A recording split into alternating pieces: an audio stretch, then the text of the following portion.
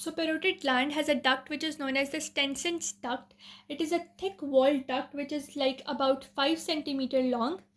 And for example, this is the parotid gland. So this duct actually comes from the middle of anterior border of the gland. So this is the anterior border that is between the anteromedial and the superficial surface. So this is the anterior border, and on the middle of the anterior border there will be the parotid duct that will be emerging outwards, and it runs slightly downwards on the masseter muscle.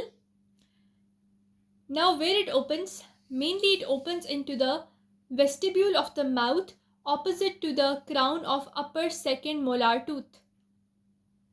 So here you can see we have the parotid gland, and here we have its duct.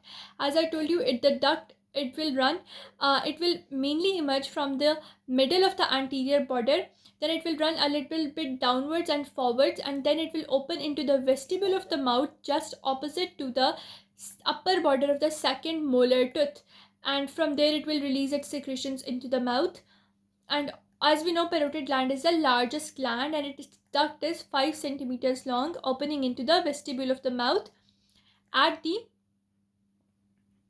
opposite to the second molar tooth. So we will discuss in the superior relations of the parotid gland. We have the accessory parotid gland, then we have transverse facial vessels, and then we have the upper buccal branch of the facial nerve.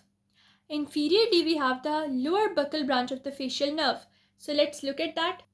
So this is the parotid gland, and this is its duct, and as you can see that above the duct, superior to the duct, we have first of all the accessory parotid gland, that is the facial process of the gland. Then we have the transverse facial vessels, and then we have the upper buccal branch. These are superior relations. With the inferior relation of the parotid duct, we have the lower buccal branch of the mandibular nerve. The lower buccal branch of the facial nerve. So parotid duct, superiorly upper buccal branch, the transverse facial vessels, and the accessory parotid duct. Inferiorly, the lower buccal branch of the facial nerve.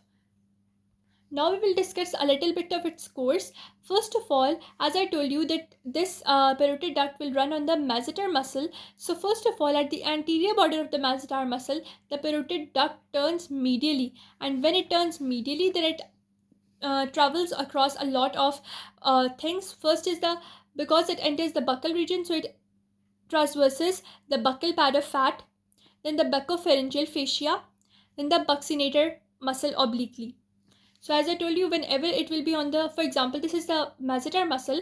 So anterior border of the masseter muscle, this duct is going to turn medially, and on the medial turning, it will pierce, first of all, it will pierce the buccal pad of fat. After entering this pad of fat, it will enter the buccopharyngeal fascia. After entering the fascia, it will enter the buccinator muscle.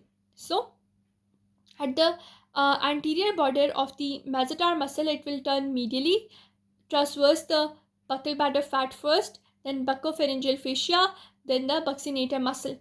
Then after that, then it moves forwards for a short distance between the buccinator muscle and the oral mucosa. So between the buccinator muscle and the oral mucosa, or the mucosa of the vestibule, it runs a little bit forwards, and then it turns medially to enter the vestibule of the mouth at the gingobuccal vestibule opposite to the crown of second molar tooth. As I told you, so what will be the major course of this parotid or Stenson duct? That is, it is going to move from the anterior border of the masseter muscle medially. Then it will cross the buccal pad of fat, the buccopharyngeal fascia, the buccinator muscle. Then it will travel between the buccinator muscle and the oral mucosa. After traveling it between them forwards like this, then it will turn a little bit more medially, and then it will, on the upper portion of the crown of second molar tooth, it will enter the vestibule. So that is how the parotid or the Stensons duct will move into our from the parotid gland, it will move into the vestibule of the mouth. With that, we are done with the parotid or the Stensons duct. In the next video, we will discuss the blood supply, nerve supply, etc.